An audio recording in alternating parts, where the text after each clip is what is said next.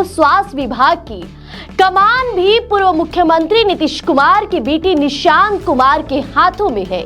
निशांत कुमार ने पदभार संभालते ही कहा था कि वे बिहार की स्वास्थ्य व्यवस्था की सूरत बदल देंगे, लेकिन क्या सच में जमीन पर कुछ बदला है?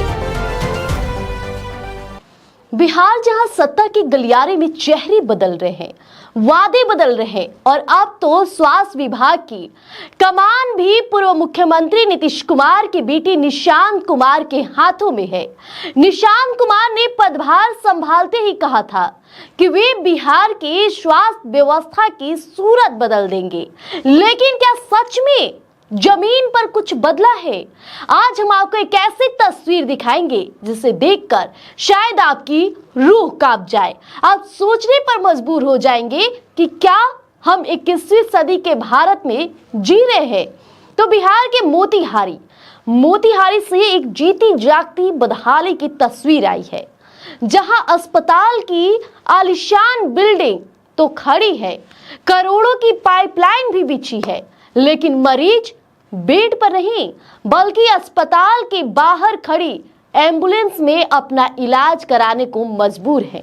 जी सही सुन रहे हैं आप, एम्बुलेंस जिसे मरीजों को अस्पताल तक पहुंचाने के लिए इस्तेमाल किया जाता है, अब वही एम्बुलेंस मरीजों का इलाज वार्ड बन गई है।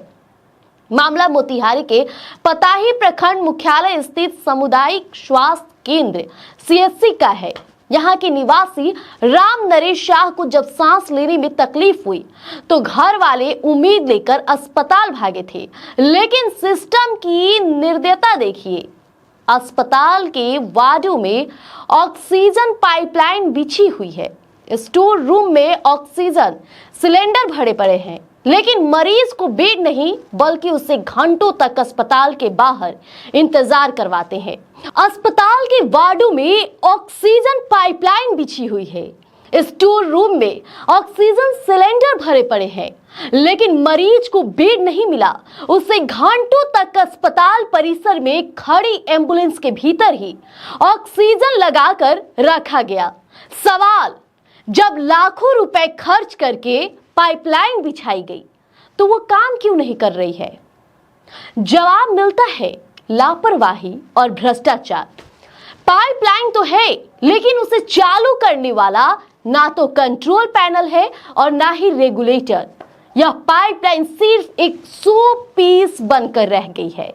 और इस पूरे मामले पर जब अस्पताल के प्रभारी डॉक्टर शंकर बैठा से बातचीत की गई मीडिया ने, तो उनकी दलीलें भी हैरान करने वाली। उनका साफ कहना है कि पाइपलाइन का काम अधूरा है, हैंड ओवर नहीं हुआ है, और अगर चालू करे तो लीकेज का डर रहता है।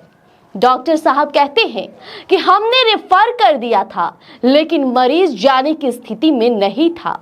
अब जरा सुनिए उन परिजनों का दर्द जो अपने मरीज को तड़पता देख रहे थे। यह कि मेरे अंकल जी का अचानक सांस लेने में दिक्कत हुआ, तो फिर उनको उनके लड़का जो यहाँ पे थे उनके साथ में, उन्होंने भोर में लगभग वही मानी ना 3:30 या 4 बजे करीब में हॉस्पिटल लेके गए। जब हॉस्पिटल लेके गए तो वहाँ पे जो डॉक्टर साहब थे तो उनको दिखाया गया। डॉक्टर साहब बोले कि इनको ऑक्सीजन का कमी है, ऑक्सीजन चढ़ाया जाएगा।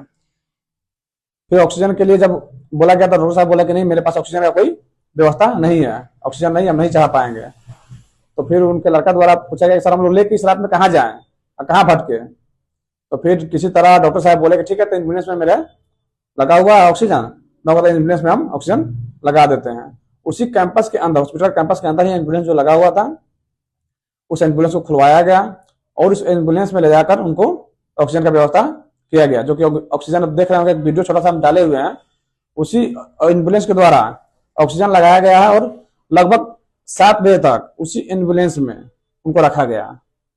और उसके बाद कभी भी ऑक्सीजन का व्यवस्था नहीं किया गया कि हाँ फिर हम दोबारा ऑक्सीजन की व्यवस्था करें, बेड पर ले जाकर उनको सुलाएं, अंदर अच्छा स्वास्थ्य के लिए इलाज करें। कोई नहीं, बस एक सिर्फ डॉक्टर साहब थे जो आ रहे थे, बार बार देख रहे थे और जा रहे थे, लेकिन दूसरा कोई स्टाफ वहां पे मौजूद नहीं था। वहाँ मैनेजमेंट की तरफ से कोई और था वहाँ? नहीं, कोई नहीं। यहाँ तक कि हम लोग प्रभारी सर को भी फोन किए, जब हमको यह बात मालूम चला 5:30 में, तो हम हॉस्पिटल जब पहुंचे तो देखे कि भाई यहाँ तो बहुत बड़ा लापरवाही है कि मरीज को एम्बुलेंस में ही ऑक्सीजन लगाया जा रहा, जो कि तो हॉस्पिटल के अंदर होना चाहिए। हम फोन किए प्रभारी सर को, लेकिन प्रभारी सर फोन उठाने के लिए तैयार नहीं थे। लगभग 5-6 फोन किए, फिर नया नंबर से भी फोन किए हम कि कहीं सर उठा ले फोन, लेकिन फोन एक भी मेरा कॉल नहीं उठाए। लगभग 1 घंटा बाद मेरे पास फिर कॉल बैक किए कि हम सोए थे तो क्या करें भगवान जाने। तो हम यही कहेंगे कि जो इतना बड़ा बिल्डिंग बना हुआ है हमारे सामुदायिक स्वास्थ्य में पताही में, ये काहे के लिए बना हुआ है? इस बिल्डिंग में अच्छे अच्छे डॉक्टर आ रहे हैं, नर्स आ रहे हैं, फिर इसमें ऑक्सीजन क्यों नहीं? हमारे जो एसडीओ महोदय है, जो हमारे उनसे हम आग्रह करेंगे कि यहाँ पे जल्द से जल्द कार्रवाई करे और यहाँ पे ऑक्सीजन उपलब्ध कराने का काम करे। क्योंकि हम लोग जाएंगे कहाँ? हम लोग का एक मुख्यालय है, यहाँ मुख्यालय में हम लोग रह रहे हैं, यहाँ एक मुख्यालय में हम लोग का हॉस्पिटल बना हुआ है, तो मुख्यालय का हॉस्पिटल में ऑक्सीजन हमेशा अवेलेबल होना चाहिए। मनीष कुमार जो मरीज के परिजन हैं, उनका आरोप है कि जब वे सुबह 4 बजे अस्पताल पहुंचे तो डॉक्टरों ने कह दिया कि ऑक्सीजन की व्यवस्था नहीं है। हार मानकर मरीज को एम्बुलेंस में लिटाया गया। सुबह 7 बजे तक मरीज वहीं पड़ा रहा। प्रभारी महोदय को फोन किया गया तो उन्होंने फोन उठाना भी मुनासिब नहीं समझा। क्या यही है बिहार? क्या यही है बिहार का आधुनिक स्वास्थ्य मॉडल? करोड़ों की बिल्डिंग, लाखों की पाइपलाइन और मरीज के नसीब में एम्बुलेंस का धुआं और शोर। निशांत कुमार जी, आपने स्वास्थ्य मंत्री का पद संभाला है, बिहार की जनता की उम्मीदें आपसे जुड़ी है, लेकिन मोतिहारी की ये तस्वीरें आपके दावों की पोल खोल रही है। सुधार लीजिए और सुधरवा दीजिए ऐसे व्यवस्था को, क्योंकि अब सवाल सिर्फ इन अस्पताल के बेड की जगह एम्बुलेंस से सांसें उधर रही पर नहीं पड़ेगी, बल्कि सवाल आपके विभाग पर उठेगा। और आप खुद पूर्व मुख्यमंत्री नीतीश कुमार के बेटे हैं, तो सवाल विपक्ष भी उठाएगा। इसलिए सिस्टम को दुरुस्त करना, व्यवस्था करना बेहद जरूरी है।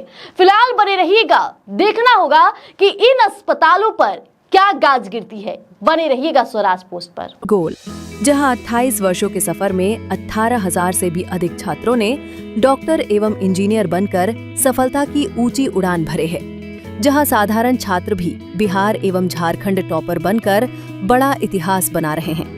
दूरदर्शी शिक्षाविद श्री विपिन सिंह के मार्गदर्शन में मेडिकल एवं इंजीनियरिंग के लाखों छात्रों के लिए आशा की किरण के रूप में गोल, द रिजल्ट फैक्ट्री